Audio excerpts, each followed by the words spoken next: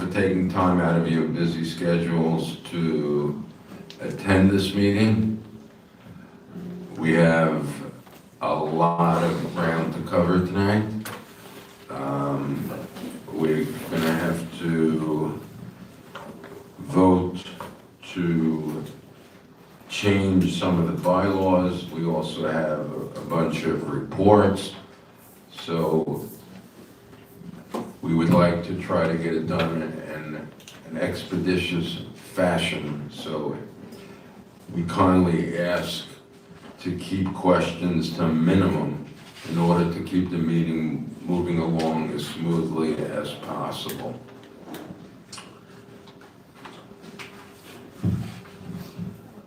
We'll begin with the roll call. The list. Donovan is going to be gracious enough to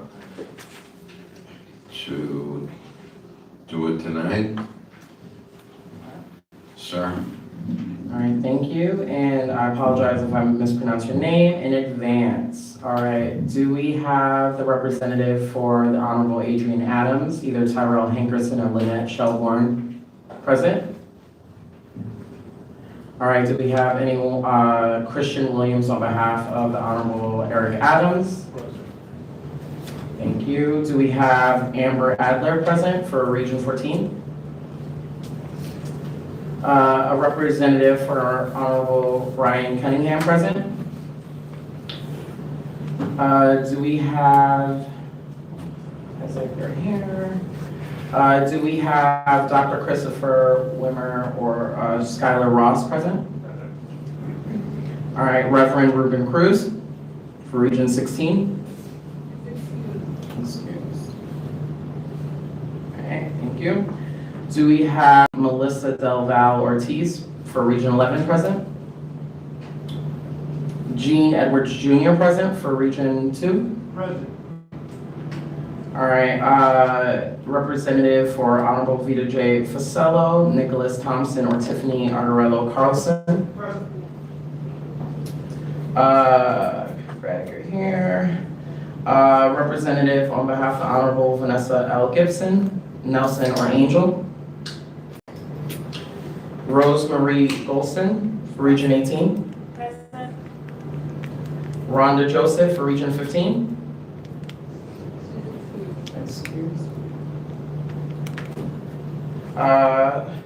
Representative on behalf of the Honorable Brad Lander, Joshua Pacheco. Representative on behalf of Honorable Mark Levine, Marielle Ali. Oh, who's present? Good evening, everyone. Good evening. All right, Grace is present virtually. Yeah. Paul Mines. Paul, I'm sorry. Okay, perfect. Thank you. A representative on behalf of Honorable Christopher Martin.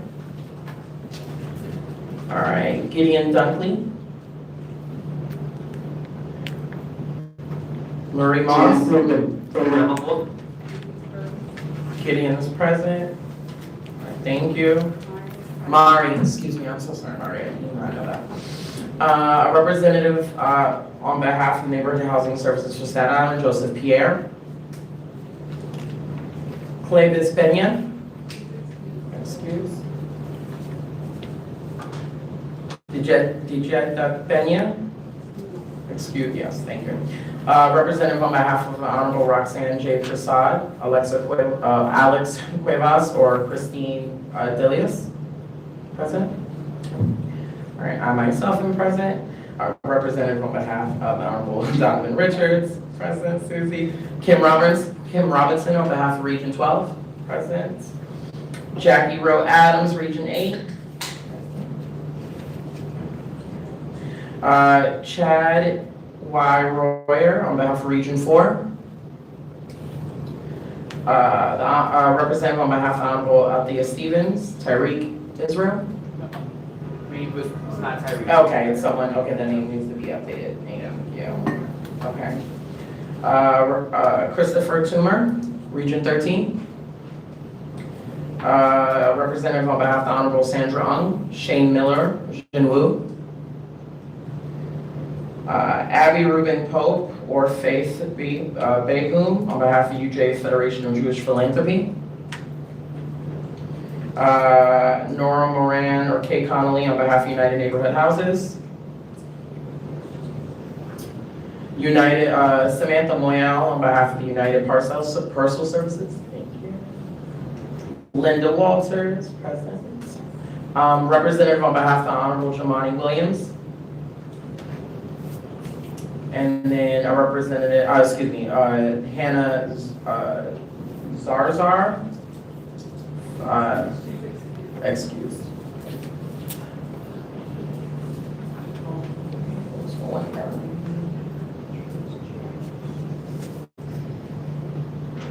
All right, Anita, can you, we have quorum? All right, we have quorum today. Thank you. Pass it back over to Chair. Thank you, Donovan. Great job. Board correspondence, recognition of the election of Rhonda Joseph as Region Number 15, Brooklyn, NDA 14 and 17, as a representative and a member of the board. To a lot of us, she is a well-known name. She served on this board previously and was a great asset to this board. Just to tell you a little bit about her, Rhonda is from East Flatbush, Crown Heights, Brownsville, East New York, and Canarsie area. She is chairperson of NBA Brooklyn 17, and she's a PTA president and a Community Education Council executive board member. Rhonda couldn't join us tonight because there's a public hearing for Brooklyn 17.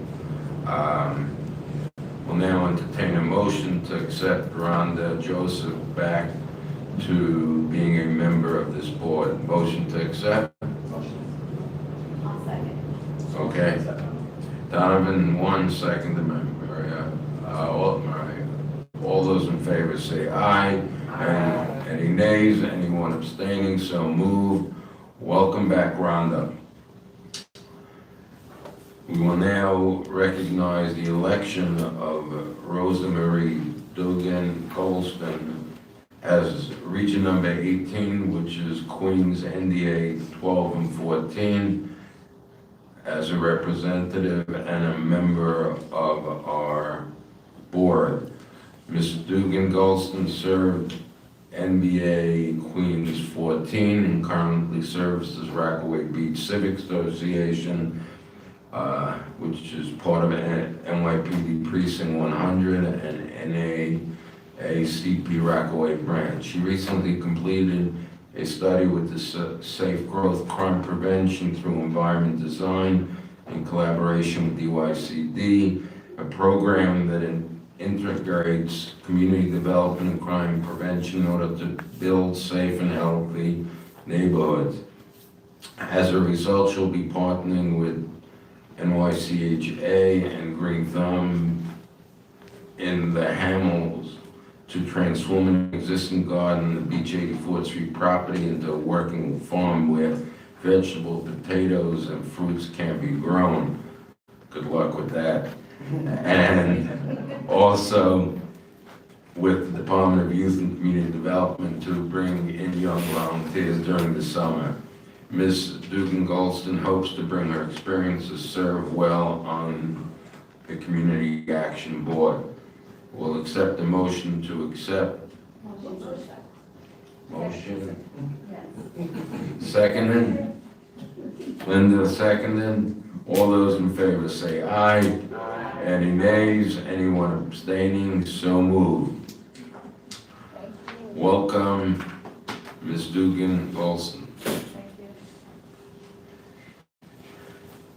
Moving along, recognition of Greer Mayhew as representative for council member Althea Stevens. Letter dated 9/26. To whom it may concern, I am writing to formally designate Greer Mayhew my deputy chief of staff as my official representative for all matters relating to the Department of Youth and Community Development, Community Action Board meetings. Gray Mayo is authorized to attend DYCD meetings on my behalf, participate in discussions, and convey relevant updates and information back to my office. I have full confidence in her ability to represent my priorities and ensure that the needs of the 16th Council District are accurately and effectively communicated. If you have any questions regarding further confirmation, please feel free to contact my office. Thank you for your attention to this matter. Sincerely, Althea V. Stevens, Council Member, 16th District. Welcome aboard, Gary. Nice to have you. Thank you. We will now, in your packets, there was the minutes of our meeting on September 18th, of which were probably emailed to you as well, and you should have had time to review it. So we'll entertain a motion to accept the minutes of the September 18th meeting. Motion to accept. Seconded by? Donovan, thank you for the second. All those in favor say aye. Any nays? Anyone abstaining? So moved. Thank you. We will now hear from the Chief of Staff of Community Development, Anthony Eng, about strategic priorities update. Hi, everybody. Anthony couldn't make it here in person today, so I'll be doing the presentation. Yeah. That's right. Yeah.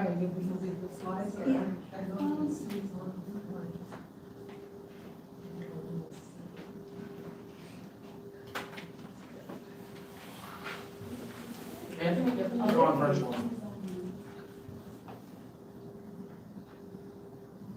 Good evening, folks. As Elena mentioned, I'm not able to be there in person this evening, but Elena will give the update. I am here to answer any other questions that she can answer, and apologies for not being there, but I have parent-teacher conferences tonight with my wife and to hear about my daughter's progress. So otherwise, I would be there in person with all of you. All right, thanks, Anthony.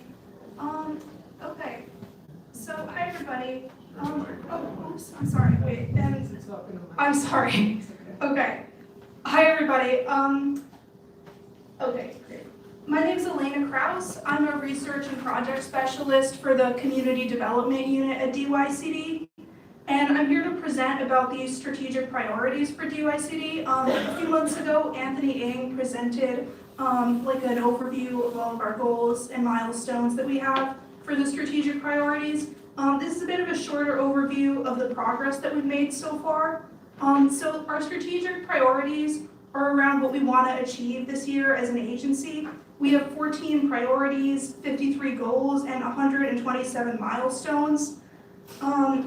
So I'm going to go through the progress that we've made so far. So we've divided our milestones into 6-month and 12-month milestones.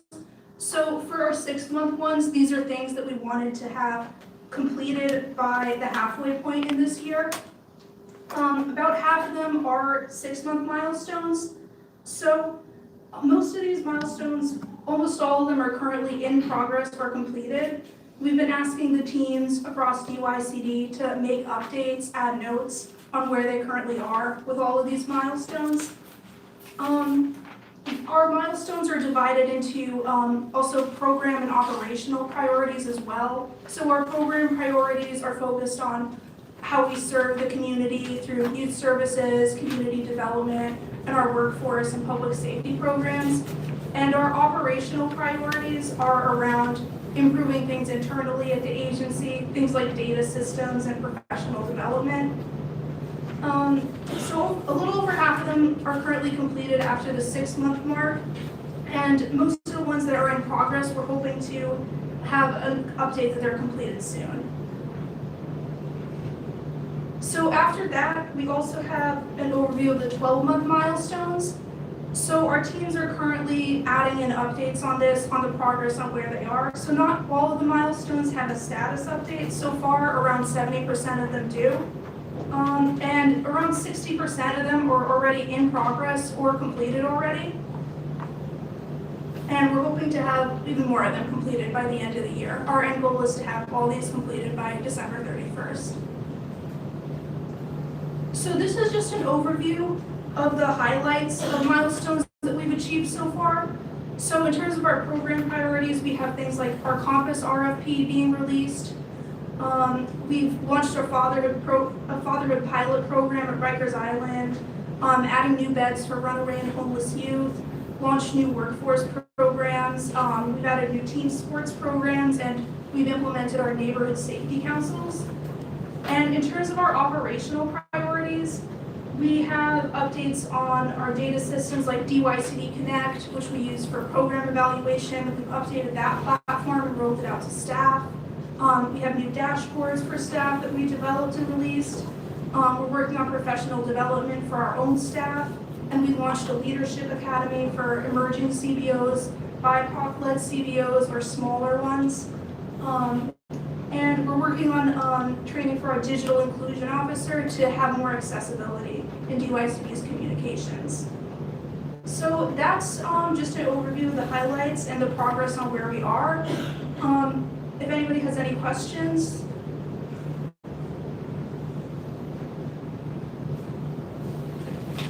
Yes. Hi, I'm curious if you are able to share details on priorities have been delayed. Okay, I don't have that information right now, but I can get back to you on that.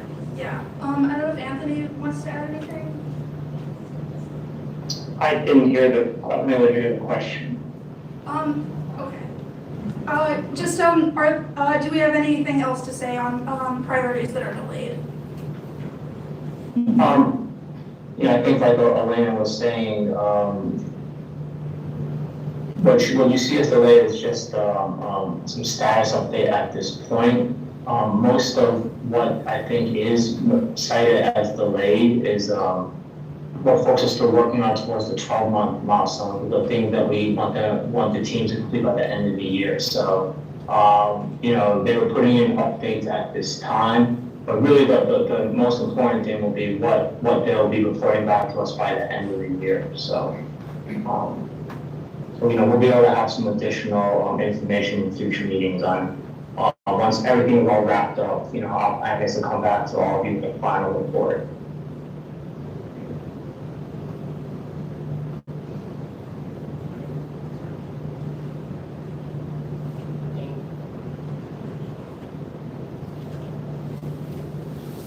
Okay, thank you. So I'm gonna ask these kind of rapid fire and then answer.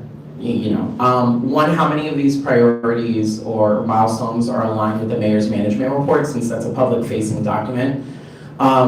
Two, how many of those relate specifically to block grants? Just because for the purposes of this body, I think that's helpful to know. And while I do, and my last thing is just a comment. While I appreciate this report, I do think it's very hard to have kind of any robust conversation if there's not a little bit more to share. So while the high level sounds good, I would speak for most providers, it's not really sufficient for us to really weigh in or have meaningful dialogues with this body. So I would just hope that when you come back for the final, you're able to share a little bit more so we can actually use this time wisely to kind of give any kind of feedback. But feel free to answer what you can. Thank you. Anthony, could you speak to the first two questions maybe? Can you just repeat the first two again? Again, first one was how many of these align to the mayor's management report, since that's a public-facing thing that we can actually refer to?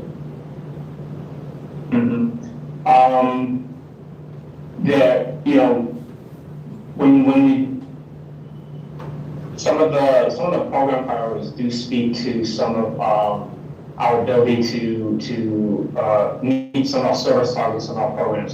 So for example, like SYP, right? Making sure that we're serving 100,000 youth again. summarizing, making sure that we're serving 110,000 youth again. Saturday Night Lights. So yeah, so there are some of the under the program priorities, if you drill down some of the goals and the milestones, so some of those milestones and things the team has been working on do relate to some items in the mayor's management report. With respect to your other question around just having a more robust conversation, absolutely. Back in May when I presented the strategic priorities, I did go through more the actual program and operational priorities and the goals related to that.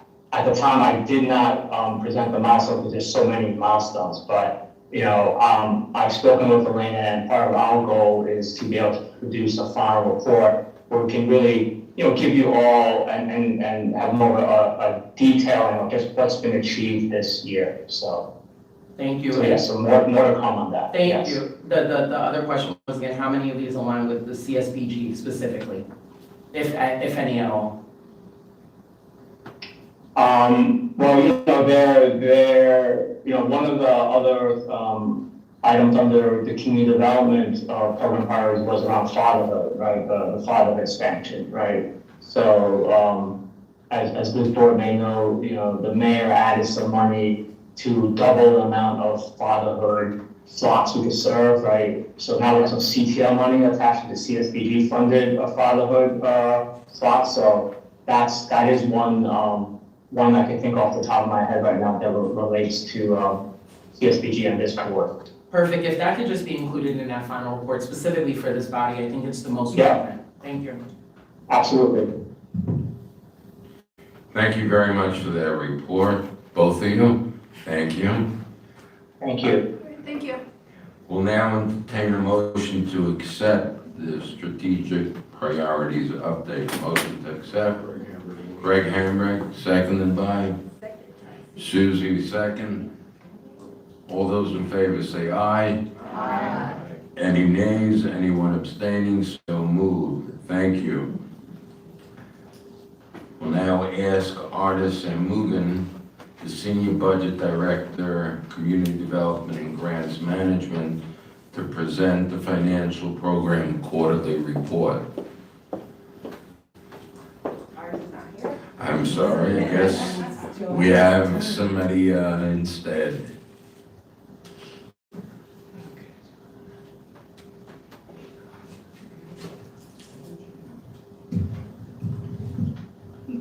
A little all the way down here.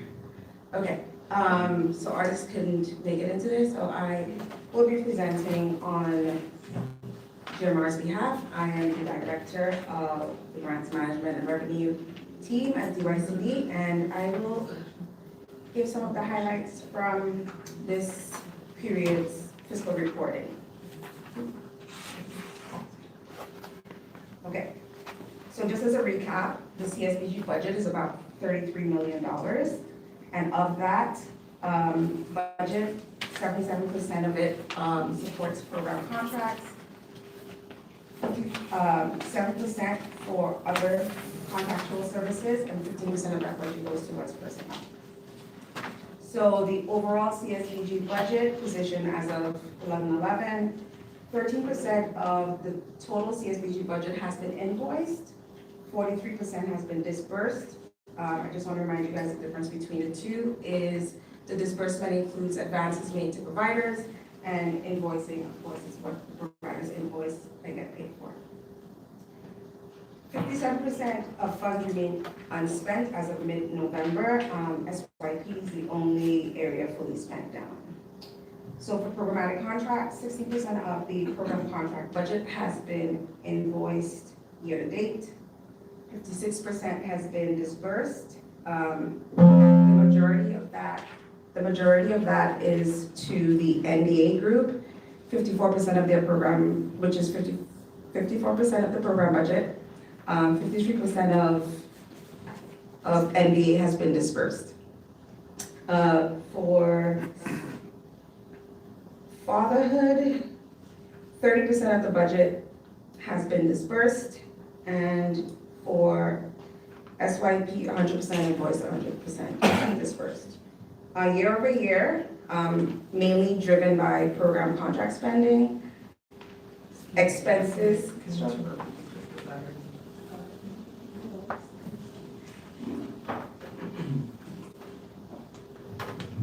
program contract spending, expenses are up 25% to $4.2 million, up from 3.4, and payments are up $6.5 million to $14.5 million from 13.6 million.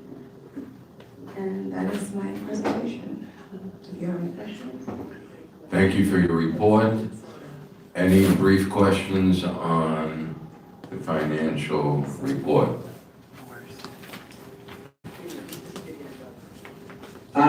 So I was in Stonewall's, a couple, I think last week, and I ran into one of the participants in the DYCD program.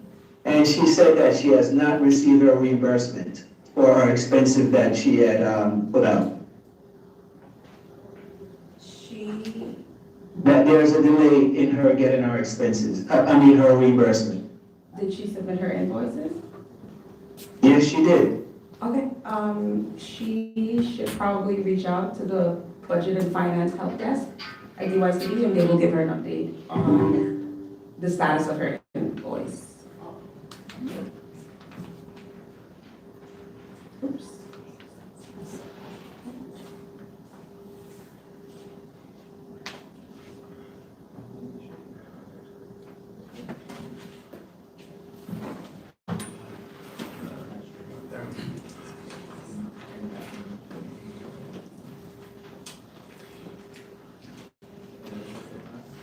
I guess, anybody here have any other questions? Guess not. Thank you very much for the report. We'll entertain a motion. Just one question. What's the average time frame between when somebody submits their receipts to actually getting a payout? So currently, I don't remember the exact number, but currently we're somewhere under 10 days. Is that an increase or decrease from historically? Like, because I know that's It's something a that's a measure. decrease from when we first started in last one. Okay, so there has been improvement. Yeah, that happened. Excellent. I would like to ask a quick question. Sure. CAB, NAB stipends, I noticed, Oh, I'm sorry. CAB NAB stipends, I noticed 2% of the budget has been allocated so far, is that right? Am I reading that correctly? Yes, Under other two- contractual services, so, Correct. does that percentage increase over time, or does DYCD encourage NAB members to submit for, reimbursement, or is that what is meant? First of all, what is meant by stipends? I'm assuming it's reimbursement for transportation and meals. It's right? reimbursement for the stipends that the NAB members get. Right, so, 2% seems really low for this time of year. Is there, how, That's the whole budget. So- I'm so sorry, then I'm reading the So the the wrong thing. disbursement would be Got it. where we're at this point, which is zero. Which is zero. The members get paid for the meetings they attend in person also, so. So does that increase over time, or are they encouraged to submit? Usually it increases over time and they submit there is documentation that they need to submit to our payment provider, processor. Or they batch at the end. Yes, and they do that. Got it, thank you. I have a question. Sure. At the last meeting, they said that they were doing upfront payments, Yes, or they were increasing it to 50%. Correct. versus 25%. correct. So that should help with the invoicing that people are experiencing mentally, so they're not getting payments. Yes, and that's one of the reasons why they instituted this new initiative of increasing the advances. This portfolio gets 50% advances up from the prior 30%. The reason why you see that some of the program areas have not received fully 50% specifically fatherhood. Fatherhood, there are some new contracts within fatherhood and you can't get an advance unless the contract is registered. So some of the newer contracts for fatherhood have not been registered yet. How many are still pending? So sorry, but I will have to get back to you on that. One quick other question. Sure. You said that they might be increasing the budget, that there may be an increase. I know we just had a government shutdown, thank God, the government reopened for this meeting, but there is supposed to be, increase in the budget for CDBG. You know anything about that? I cannot speak to that. I can find out and get back to you.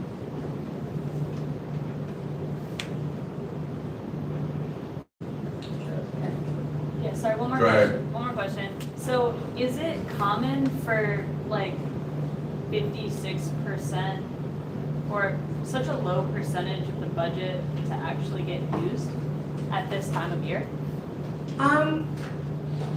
So given out advances, higher advances at the start of the fiscal year has its, advantages and disadvantages. And one of the disadvantages is that there is some delay in the provider submitting invoices because they have higher cash flow upfront. Two, a part of that this year is because we were trying to manage the volume of work coming in, one of the things that we instructed providers was to hold off on submitting invoices until the first quarter of the fiscal year. So this month, we start seeing more invoices coming in, and by the next meeting, you would see an increase in the amount of invoices submitted and approved.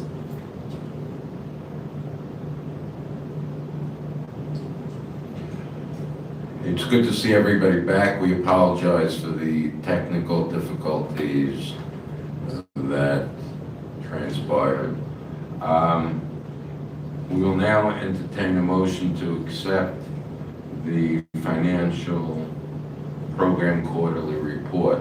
Motion. Hold on one second. I'm not sure if Gideon got the response to my question. I think it shut off at that time.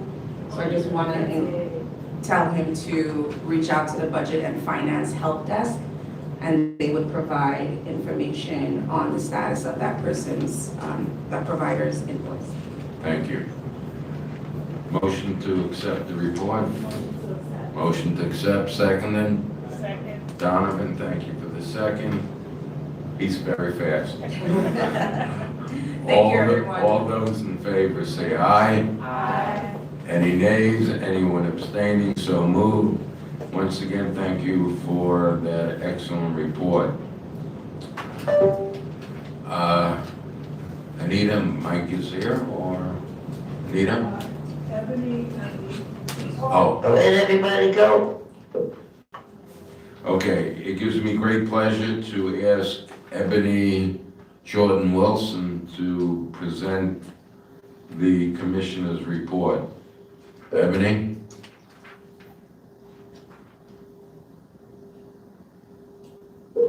You're muted, Ebony. 9, 1, 4, 2, 6, 3, 5, 6, 7, 0 is not.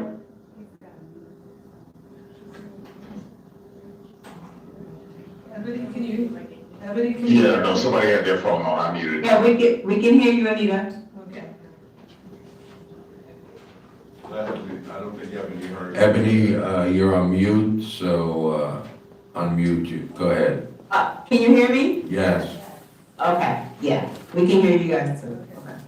I feel like I'm in the twilight zone. Well, you're out of it now, we're back on. I don't think they heard, but Ebony, you're good to give your report. Ebony, go ahead with your report, please. Oh, okay, I'm so sorry. Hi, good evening, everybody. Ebony Jordan Wilson, Associate Commissioner for Community Development. Happy to be here with you all tonight to give just a few updates on behalf of Mike Bobbitt, our Deputy Commissioner. So just a few updates on the CNA, the Community Needs Assessment. So the deadline is being extended until February 1st. We're looking to centralize email communication to increase Recording in progress. participation. As of today, November 18th, there's been 20 NABs have held public hearings. Another 7 are scheduled through December 11th. Some hearings do include more than one NAB.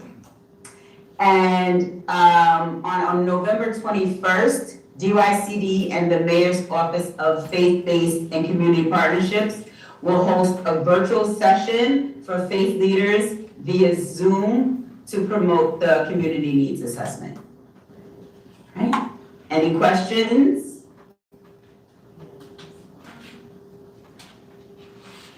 Is there, yeah, I have a question. Hi, Assistant Commissioner. A quick question, is there an invitation to tomorrow's virtual session with faith leaders? Can we, It was sent to you It was. earlier today. earlier today? Thanks, okay. I just want to actually ask one question, just because we know it's around the holidays and a lot of our providers may be doing specific community events. Has there been any strategic outreach specific to the holidays, or has there been any encouragement? I'm even thinking just for ourselves from Brooklyn Borough Hall, if I could leave here today with something we can put in our food distribution, that's literally tomorrow, but has there been any coordination around the holidays for outreach?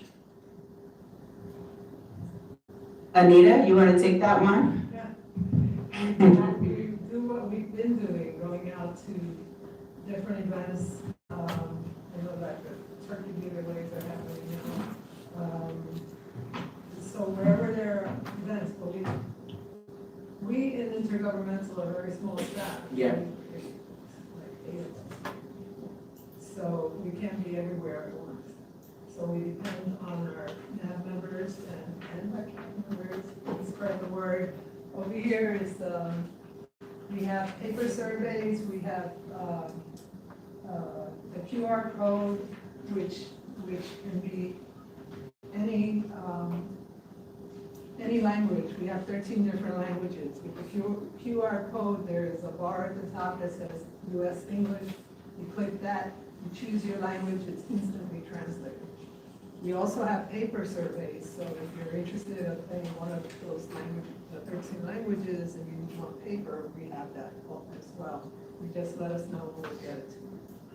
And I will say that, yeah, we are, it's a full DYCD effort, right? And so every event, all of our programs, we've connected with all the other city agencies to get the word out, to get those QR codes out, we're offering to deliver paper surveys. More recently, we were in touch with Health and Hospitals. They have a van that's going around. We have someone that's gonna follow the van and do the surveys. And so, any other ideas or different, avenues that we can promote the CNA, please let Anita know.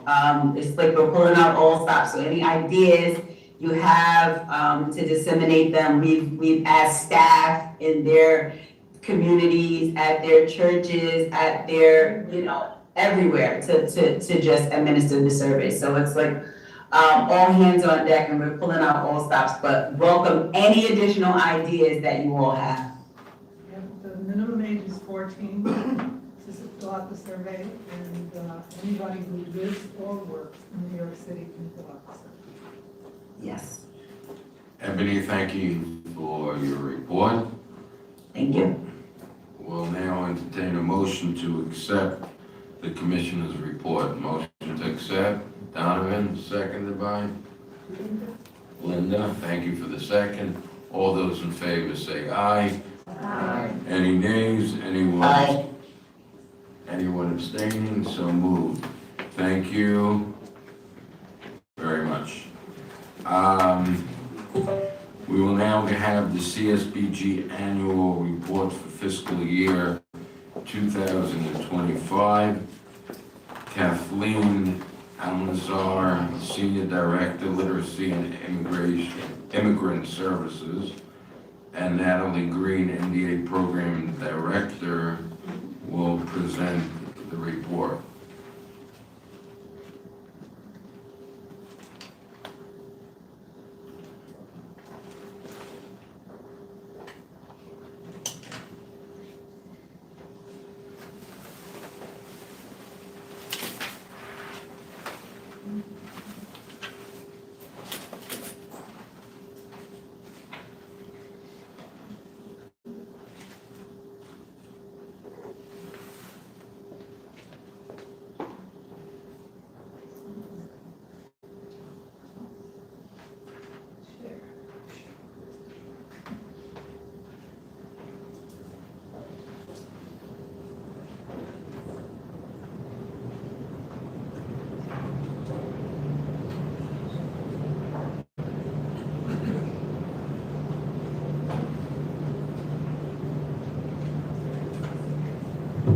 Good evening, everyone. My name is Natalie Green.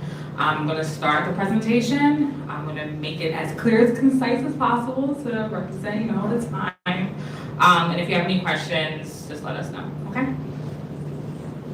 So today we're going to go over the DYCD CSBG enrollment and outcomes. So our community service block grant empowers self-sufficiency, targeted neighborhoods, neighborhood development areas, 41 of them. And also we support the community renewal through health services, access to benefits and services, economic development initiatives, etc.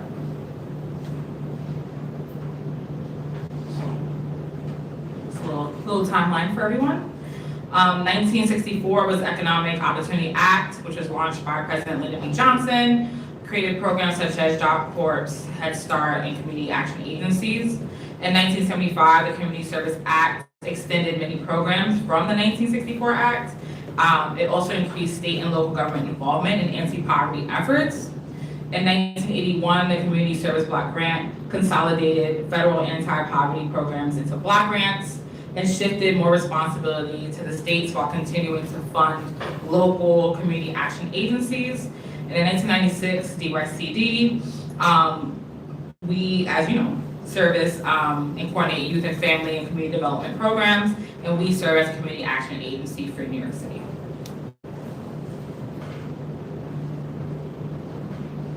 Okay, so I'm going to do an overview of our community action programs such as high school, economic development, crime and safety, etc. And then I'm going to pass it to my colleague Kathy to continue with the rest of the presentation.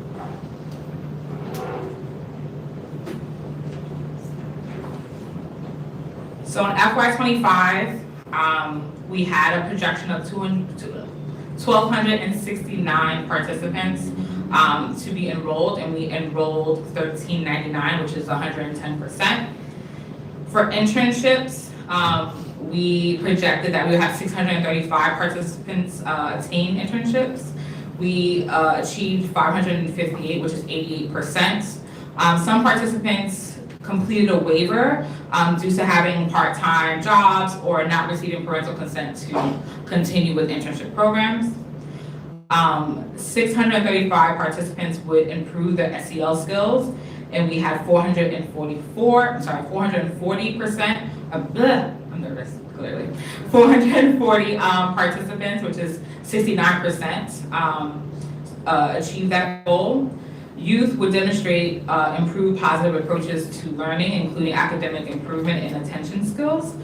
We projected that 635 participants would achieve that, and we achieved 880, which is 139%.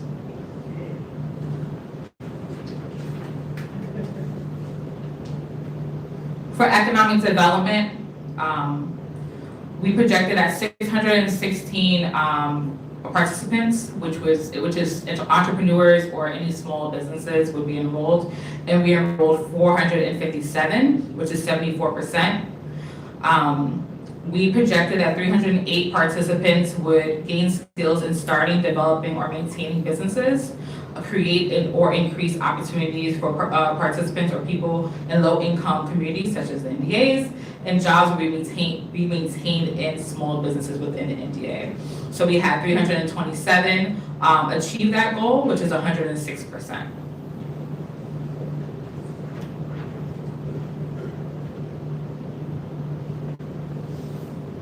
For safety, awareness, and crime prevention, we projected that 352 participants would be enrolled, and we enrolled 199, which is 57%.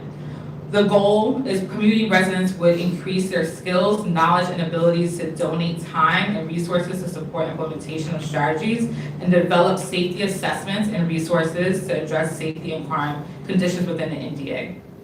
We projected that 75 participants would achieve that goal.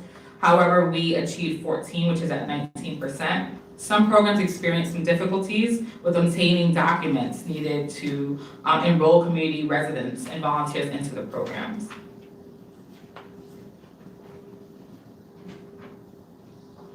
Our older adults, aka senior population, we projected that we would enroll 1,087 participants. We enrolled 936, which is 89%.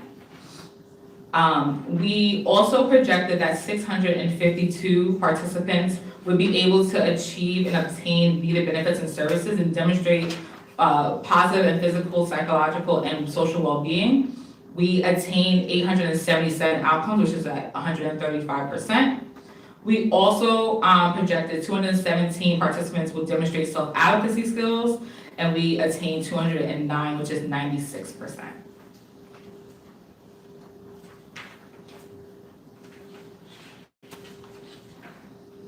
Our Healthy Family Support Services, we projected that we would enroll 5,946 participants.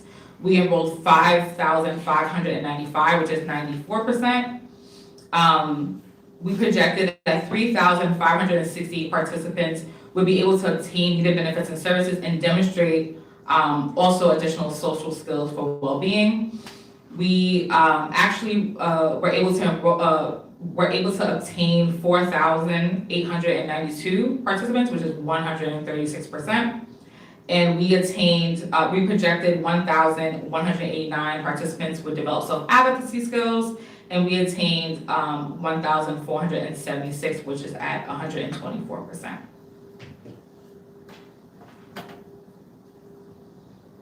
Lastly, for our fatherhood services, we projected 1,425 participants to be enrolled. We enrolled 1,266, which is 89%.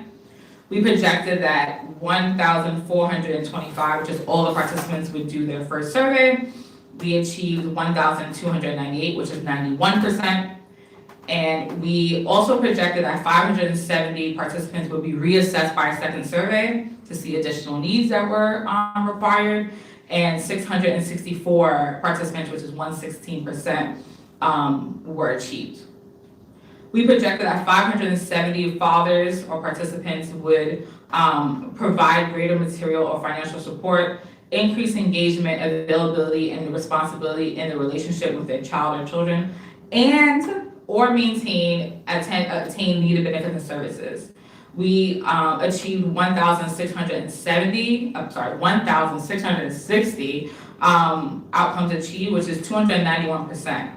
The reason why we do have a higher percentage here is that when we were able to assess the fathers, they were able to be engaged a little longer. We identified specific needs, additional needs, such as housing, employment, clothing, etc. So not only were they able to increase financial and material support, they were also able to receive benefits and services for themselves and their children.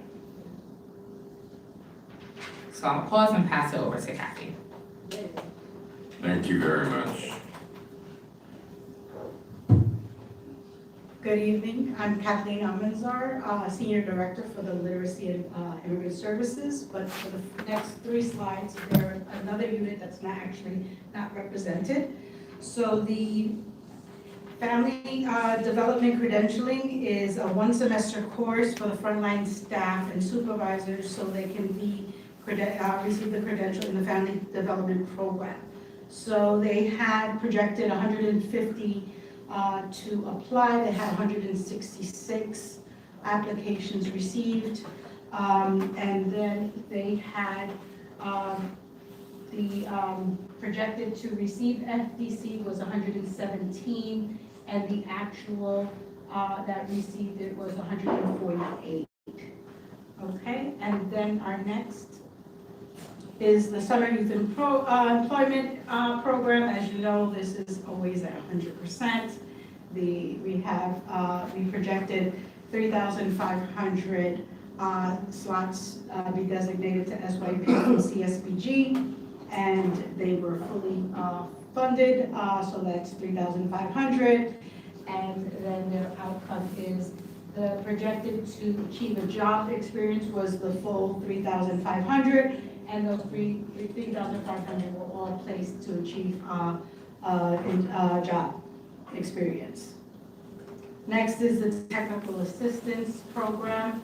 And this program, it's given through workshops, on-site consultations, and targeted capacity building projects to increase our delegate agencies' leadership and operational and program capacity. So this is our program where we help our providers that are in need for, boosting up their program, enrollment, outreach, and other areas that they may need in order to make sure that their program is running properly. So we had, they projected 2,451 to apply. They actually had 2,881 apply. They gained the skills, projected to gain the skills 1,390, and 2,113 gained that skills. So those are the 3 program areas. Next is the adolescent literacy program. So it is, this is the completion of year 1 of the 3-year brand new contract term. So these are slightly, the outcomes and deliverables are slightly different. So we projected to enroll 175 students, which was an actual 159, which was 91%. Now they have 2 outcomes to achieve, and the first one is participants will demonstrate increase in grades, and we had 91 of the 175 were projected, and we had actually 88. This is the most newest piece of it, is the participants will demonstrate literacy skills via a completion of a final digital literacy e-portfolio. So we projected 133 would get the portfolio done, and we had 99, so that was at 74%. Next is our adult basic education, which is the high school equivalency, so also known as ABE-HSC literacy program. And we projected enrollment of 720 slots. So I just want to make sure it's very clear, this is a portion of the larger literacy program. So what I am discussing here are only the CSBG funded slots, not the rest of the program. So here my discussion is only the CSBG funded slots, okay? So, because this is multi-funded, this is funded through 3 different funding sources. So we had 720 projected for enrollment, which we met at 616, which is 86%. The participants will improve English language and basic skills. That was projected at 389 and was actually 186 at 48%. Participants that have been referred to take the GED actually gained that diploma, so 46 were projected to be referred, and 54% actually achieved that, which is 117%. And then this is a new outcome that we follow under the literacy programs. It is participants will achieve 1 or more goals outlined in their individual service plan. So that's what the ISP stands for. So we're also assisting them with social services. So it's not just instructional. And we projected 432 would be working towards those goals, and they actually hit 325, which is 75% of that group. Okay. Next is our ESOL program. So it was projected to have 886 students enrolled, and we actually had 1,060, which is 120%. Here we had participants who will demonstrate improved English language, so that was projected at 514, and 626 met that goal, which is 122%. Participants will achieve 1 or more ISP goals and goals outlined in their ISP. We projected 532. 605 was the actual number, which was at 114%. This is a program area that does well all around. So, they're always they always exceed. So, yeah, there are our superstars of the literacy world for us. So now we have the NDA Immigrant Services ESOL Civics Program, and the projected enrollment was 1,216. We actually had 1,403, which is 115%. And the participants that achieved the educational outcome for English speakers of other languages, we projected 704, 949 reached that goal, which was 135%. So that is literacy. I'm going to now move over to immigrant services. So we first have comprehensive, NDA, Immigrant Services Application Assistance. This program is very simple, helping basic immigration application assistance, nothing deep, no representation, so it's just quite, very quite simple. They projected to enroll 1,479. The actual enrollment was in 1,190, which is 80%. We projected to file all required papers to achieve or maintain legal immigrant status. That was, the projection was 899 and 888, which is 99% actually achieved that goal. Comprehensive services for immigrant families, it's sort of a play on healthy families. They're helping with social services and self-advocacy. So we projected to enroll 292. We had 272 actually enrolled, which represents 93%. Enrolled families achieved at least 50% of their goals identified in their family services plan. That was projected at 184. We actually had 197, which was 107%. And then we have the enrolled families gaining self-advocacy skills. So one of the things is we teach them how to advocate for themselves.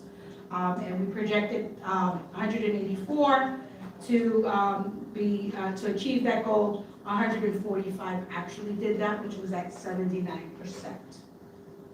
Now I'll move over to our legal services programs.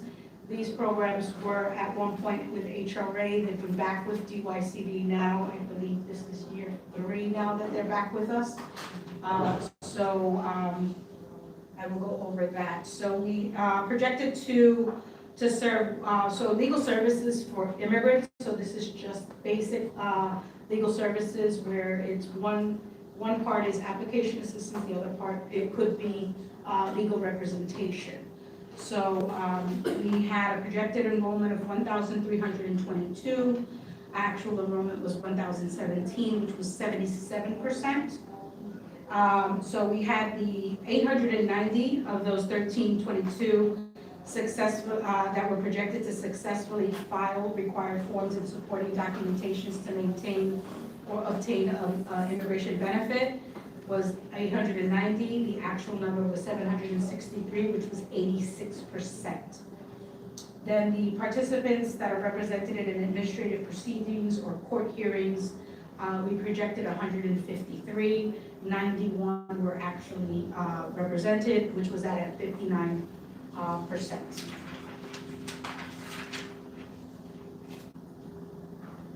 Our next one is legal services for immigrant youth. So this is helping most of the unaccompanied minors and youth that are in foster care. So the projected enrollment is 191. The actual was 168, which was at 88%. The first outcome is participants successfully filed more forms and supporting documentation to obtain an immigration benefit for which they are eligible.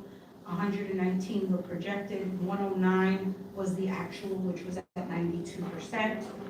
The second outcome is participants would achieve benefits and services as indicated in their service plan, whether via educational or training program, accessing help or mental services. We projected 110, and the actual was 96, was at 87%.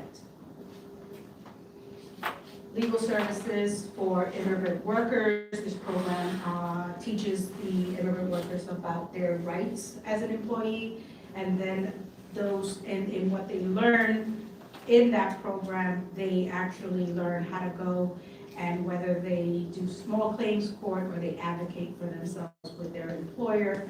It helps them obtain whatever lost wages that they did not get. So we projected the enrollment of 324. 307 was actually enrolled, which is at 95%. The projected, the first outcome is the participant gains knowledge of their employment rights and advocacy strategies through workshops, counseling, clinics, trainings, and forums. We projected 244, 279 actually achieved that at 114%. Then the participants that gained knowledge of their employment rights would resolve employment issues through advocacy efforts, settlement negotiation, mediation, or legal proceedings. We projected 192 and 177 achieved that, which was 92%.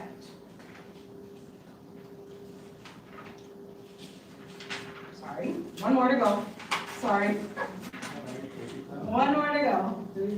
All right, so the last one is legal services for survivors of domestic violence and trafficking.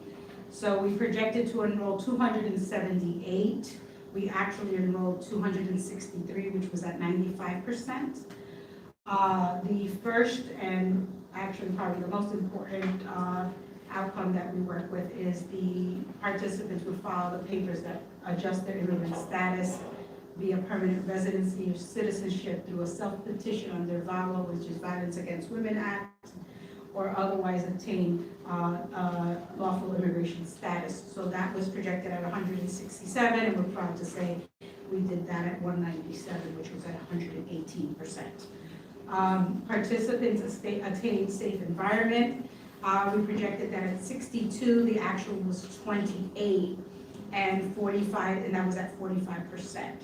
So one of the things is sometimes, and this will be a segue to why we have a third outcome, sometimes people already have the safe environment and they need other services.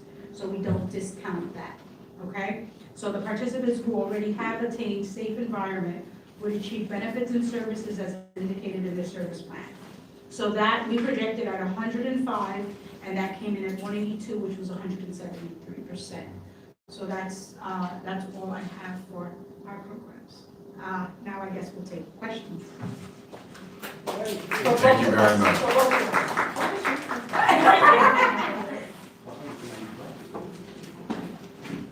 Any questions?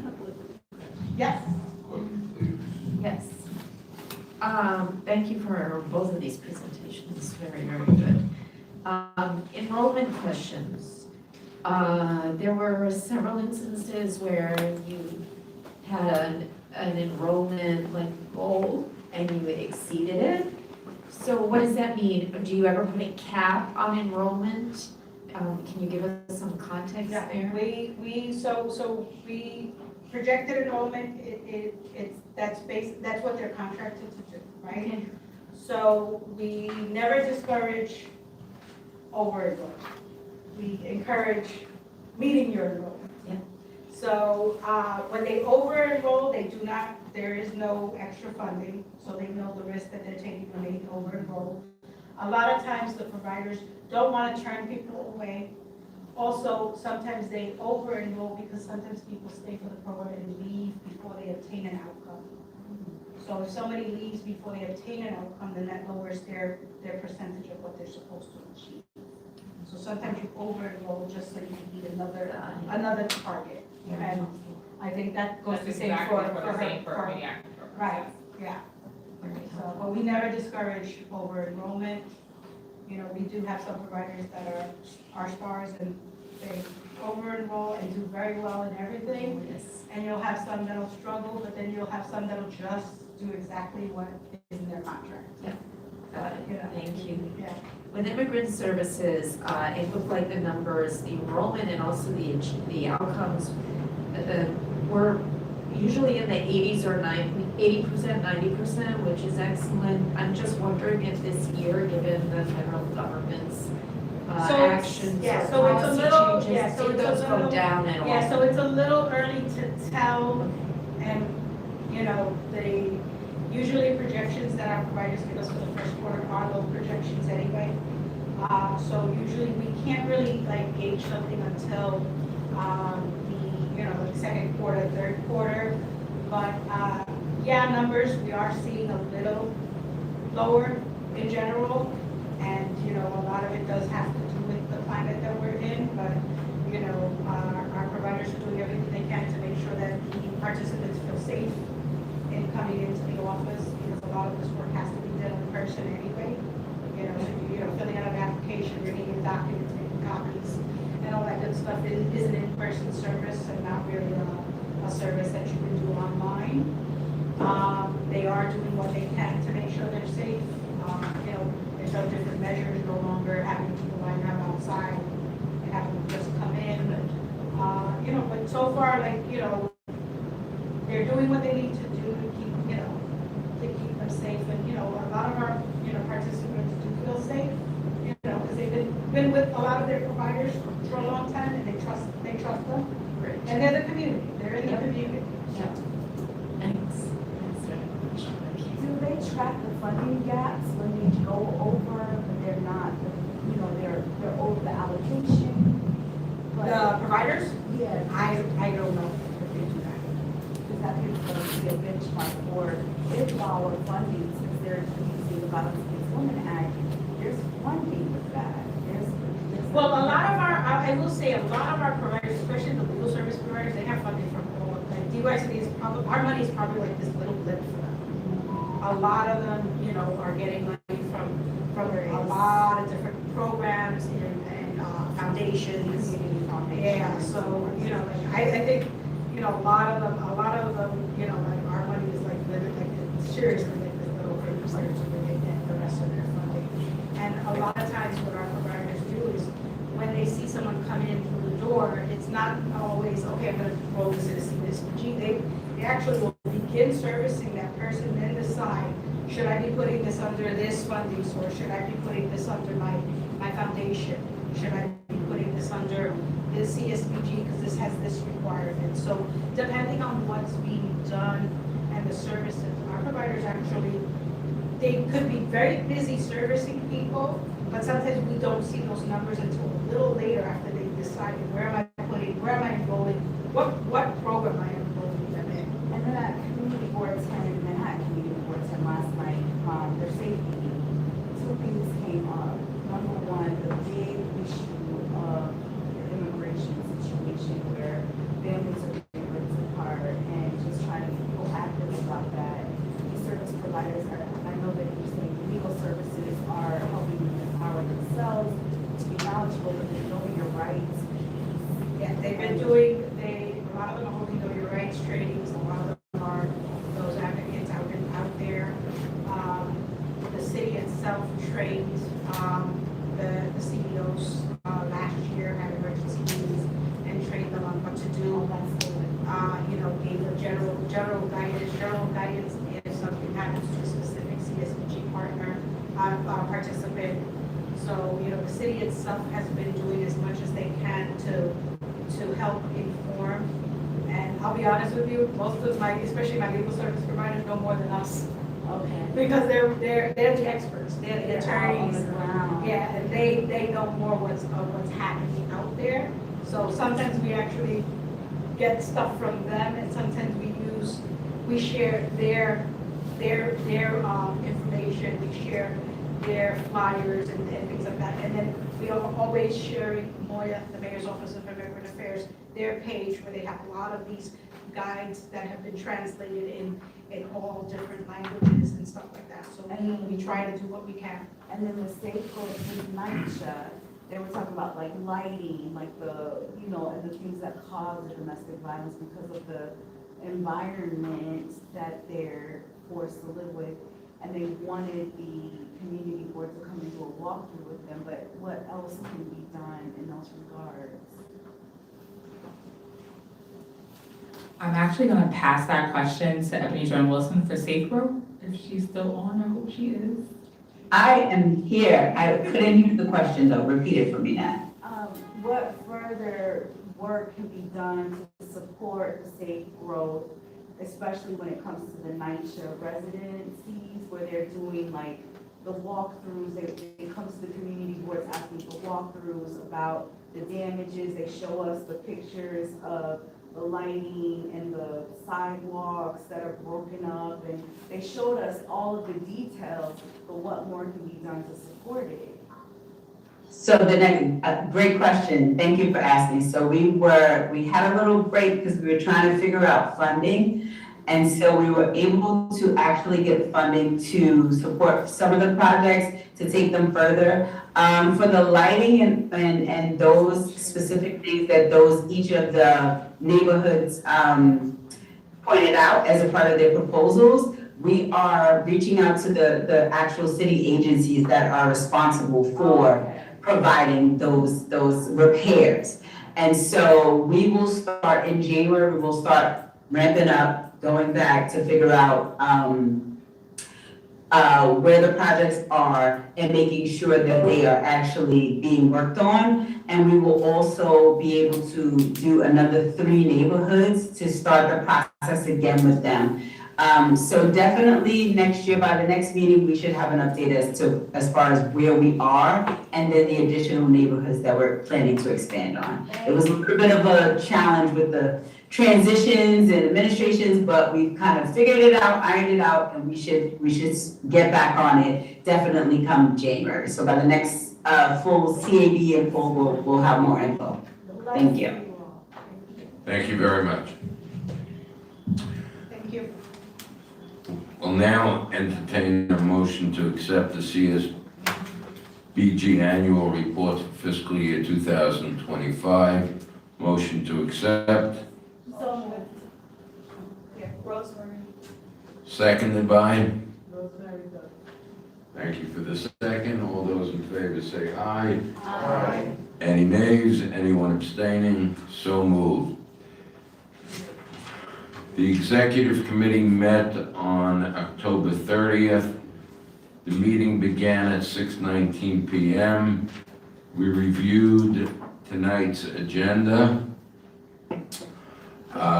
The governance committee, the program committee, and the strategic partnership committee reports were reviewed. There was no old business, there was no new business, and we adjourned the meeting at 6:37 p.m. I will now ask Greg Hambrick to be so kind and give the governance committee report. Thank you, Mr. Chair. Good evening, everyone. The governance committee met on October 29th. I want to thank Donovan Swanson for running the meeting in my absence. I was out of town on business, so I couldn't make the meeting. So there were a variety of topics that were discussed. They talked about the vacancies in the low-income sector, as well as the election of new members for the various NDAs, some of which you've heard this evening from the chair via some of the appointments that have taken place. There were 6 members absent from the meeting. We've been consistently meeting quorum, so thank you all for being diligent and attending the meetings.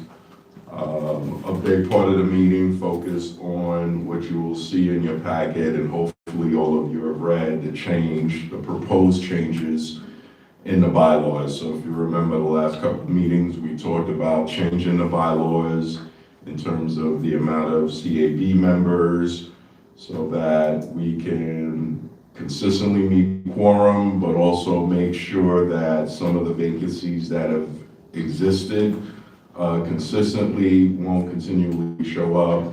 This was flagged by the Department of State, and they gave us a period of time to kind of resolve this, as well as come up with some suggestions regarding this.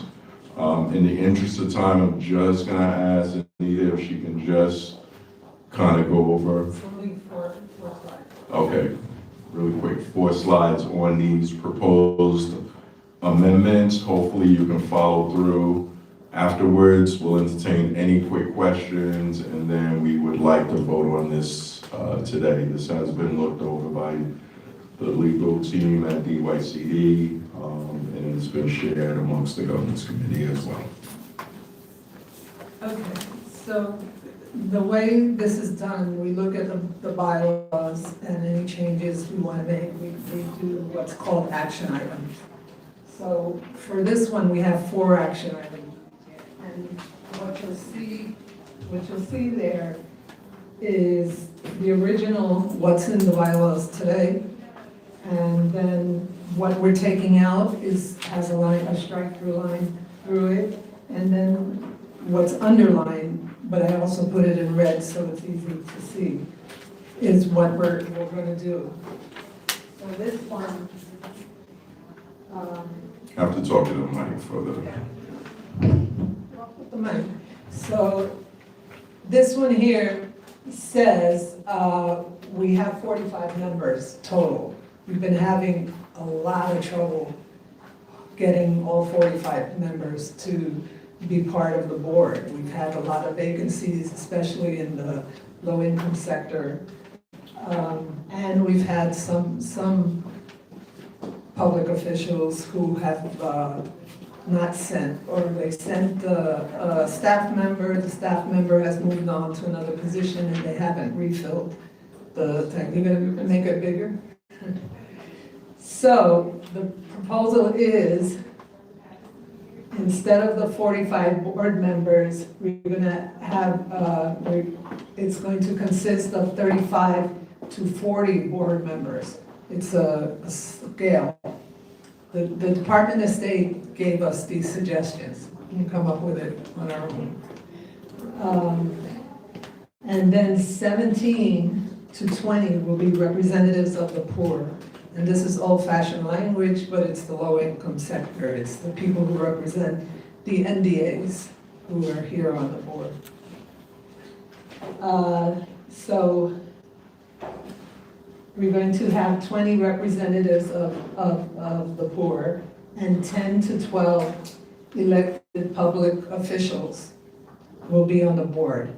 Now, we have permanent elected officials on the board. Those are the borough presidents, the city council, the state, and, the city council, the mayor's office, the controller, the public advocate.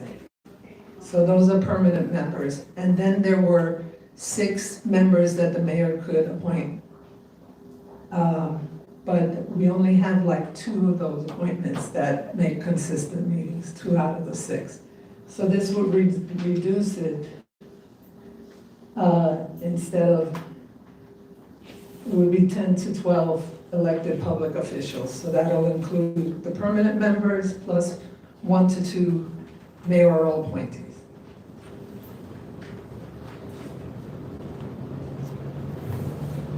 So a lot of what's in the bylaws, and it's a little hard to see here, but a lot of what's in the bylaws is repeated over and over.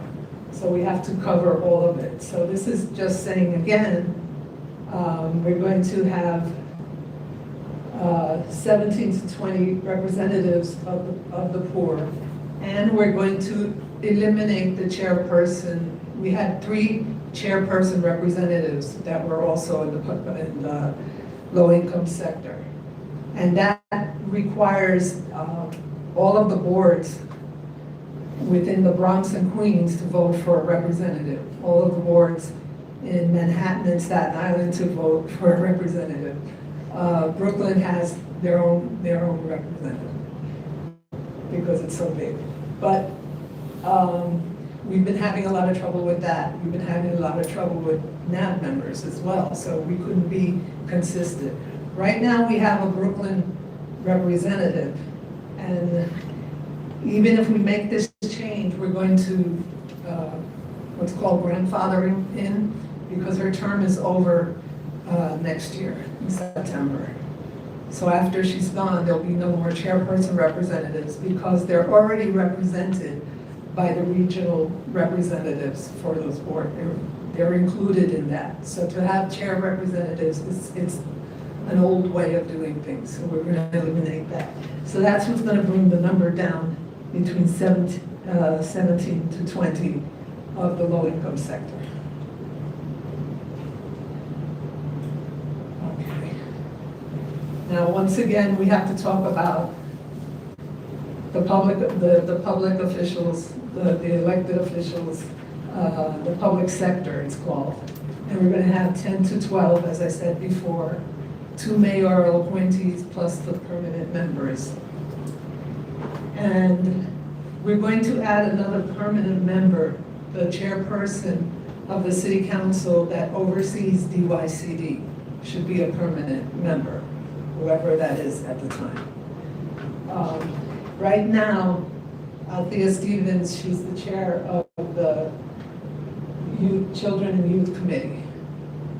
But that, who knows, in the next administration, they may change the name of that committee. They may decide DYCD is gonna come under another committee. So that's why that's in there.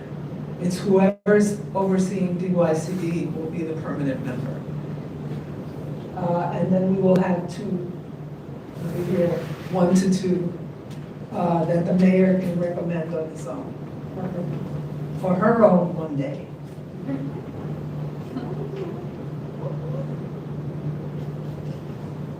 And then, you know, and this is, again, it's going through the whole thing again.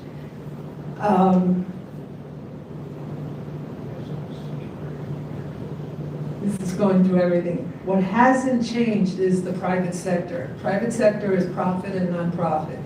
Our private sector, those of you who are representing, have been doing a wonderful job because you are consistent, come to the meetings all the time, and we haven't had any problems, so there's no reason for us to take away. So there's 8 private sector members. That's going to stay the same, but then it's at least 10 elected public officials and at least 17 representatives of the court. So that's the end. So this should put us in good with the state. Because our last 2 audits, they do one audit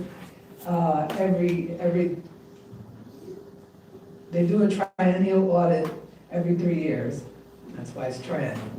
And in between, they do an annual audit. And we used to have 100% meeting the standards, but for the last couple of years, we haven't. So it's a big deal. And they work very well with us because we are the largest community action agency in the state of New York. We get the most of the federal dollars that come in. Any questions?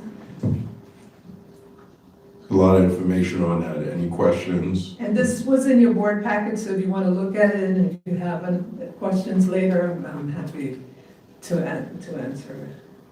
But we do need to vote on Because it. you're going to vote on the change, and then you're going to vote next meeting on the finished product. We'll redo the bylaws and you'll see it, and you'll vote on that too.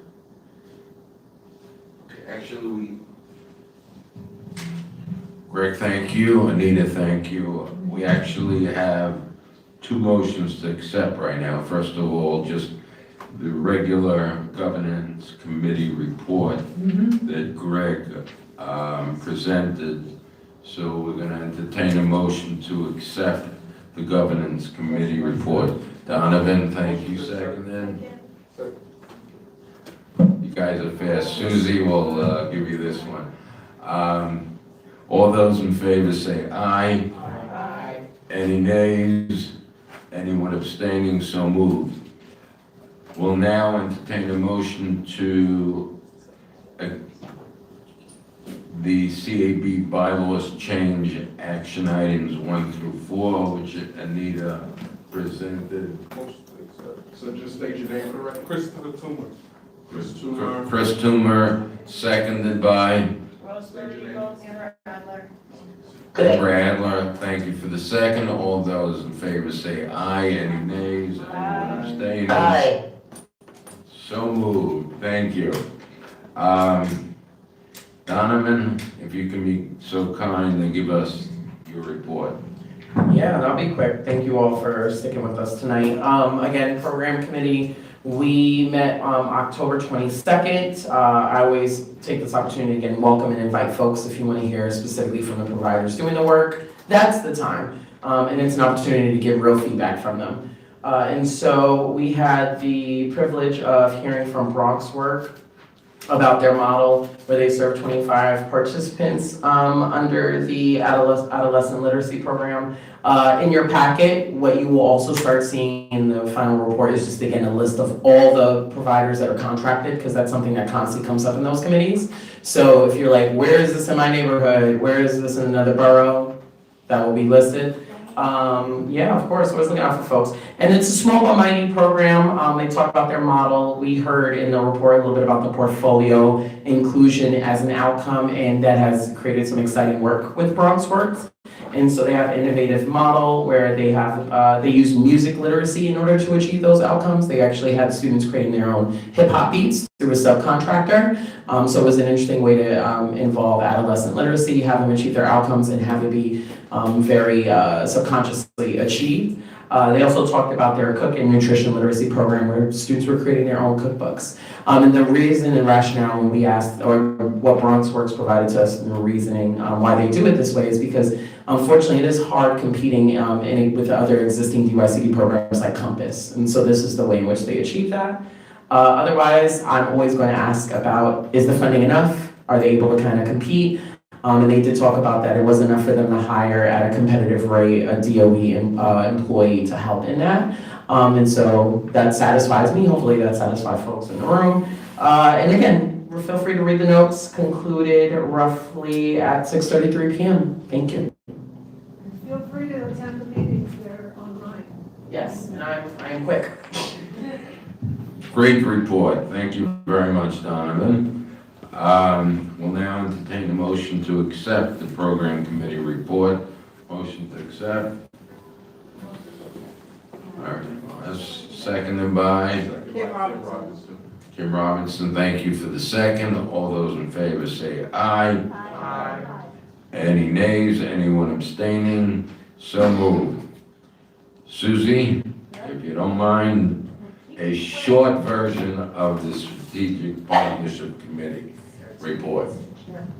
Thank you. Good evening, everyone. So echoing my colleagues, you're all very welcome to come to the DYCD-CAB's Strategic Partnership Committee meetings. We had very lively conversations. Our most recent meeting was held on October 23rd. Anita Antonetti gave us an NAB membership report. Full capacity, as you see in your notes, is 492 members. We currently have 183 members who were DYCD appointed and 60 members that were appointed when recommended by elected public officials. We have 63 DYCD vacancies and 186 elected official vacancies. Anita has created a WhatsApp group for the members of the Strategic Partnership Committee so that we can share best practices on how we can do outreach, particularly to our elected officials, and to encourage them to appoint or to recommend appointments to the NABs. We had a presentation on DYCD's Gun Violence Prevention Task Force. You can read about it in the minutes. The vision of this task force is to ensure that New Yorkers live in safe communities free of gun violence. One of the features of this new task force is the creation of neighborhood safety councils. And they are focusing on the 6 precincts with the highest incidence of gun violence in our city. 4 of them are in the Bronx, 2 of them are in Brooklyn. The neighborhood safety councils, or NSCs, include community members, service providers, and city representatives. And I do want to note that there are going to be conversations so that this work is not duplicative of the work of the CAB and the NABs, but really that we work together to try and address the very serious problem and issue of gun violence. So we did also talk about the community needs assessment with Anita, and The meeting was adjourned at 6 p.m. And that is my report. I have a question about that. Hi. Hi. All right, I have a question in regards to the locations that you listed, the original ones for the church groups, like the 70, I think it was Brooklyn was like the 73rd, the 71st. Do you know when you can expand those, and specifically thinking of Stony Island, because that's part of the area that Sure. So that is really the purview of the presenter who came and talked to us. And we had that question as well. But they, what's that? Oh, I didn't see it in the notes. That's why. Yeah, so they told us that the reason those precincts were selected was that they statistically have the highest rates, incidence of gun violence. Oh, was that it? Well, sorry, I just want to, again, that question really does need to be redirected to DYCD. I think many of us in this room would agree that there should be expansion, and just representing the Brooklyn Borough President's Office, we would agree for Coney. So, yeah. But it's true. Mhm. Yeah, the data's present there as well, yeah. But the gun violence prevention task force came from the mayor's office into DYCD. And this was, what they did was focus on the precincts that had the highest incidents, which happen to be these seven precincts now. So they're trying to expand programs to get the community involved, because when the other people are involved, that usually stops or brings down the gun violence. Bring down the gun violence, of course, is no gun. But, so, this is like a pilot program. Oh, I understand. I was there when it started. Yeah. With Adams. Yeah, Exactly. So. We're with you. So Yeah. it's, yeah. Yes. As long as you all have people Yes. saying, we need it here, we need it there. We'll see. We'll see what happens. But I just wanted to raise the reason, you know, it wasn't an arbitrary, those were the 6 reasons that I. No, then, Susie, thank you very much for your report. We'll now entertain a motion to accept the Strategic Partnerships Committee report. Christopher Sumer, seconded by Rosemary. Thank you for the second. All those in favor say aye. Aye. Any nays, anyone abstaining, so moved. Old business, none that I'm aware of. New business on Wednesday, January 14th at 6 p.m. There's going to be a new CAB member representative orientation. Anita, where will that take place? It's meeting with the governance committee, it will be online. The governance committee is meeting that day, right after they finish their business. The orientation will happen, you know, like it knows it's about 15 minutes. It's not a long. Location of the meeting. History of how the CAB came together, what your responsibilities are. And this is for all new members of the CAB, new representatives for the CAB. But the veteran members can come if they want a refresher, it's fine. It's not a long, it's like 20 minutes, depending on what question we have. So, and it certifies us with the state, so that we're supposed to do this every 6 months, and we've been negligent in that as well. So it's gonna be in January, so we can have another one in June. So anybody that's new, who hasn't been through it, should attend, and anybody else who wants to attend again. Thank you, Anita. Our next CAB meeting in full is going to be next year, Thursday. We'll get to that in a minute. Thursday, January 29th. But before we get to New Year, we still have to wish everyone a wonderful Thanksgiving holiday, a wonderful Hanukkah, a wonderful Christmas, and all the other holidays that, Kwanzaa, and all the other holidays that occur at the end of the year. And also, Happy New Year to everybody. I want to thank everybody for taking time to be here. I know it was a very long meeting, but it was productive. Thank you to DYCD and to everybody who joined in person and virtually.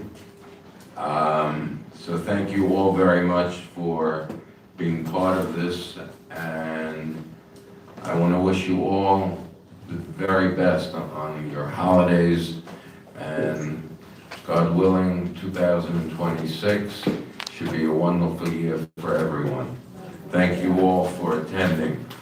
We'll now entertain a motion to adjourn this meeting. Motion to accept Donovan, seconded by Mary Vaughn. All those in favor say aye. Aye. I assume there's no nays, and no one abstaining, so moved. We are officially adjourned. Thank you very much and have a great evening.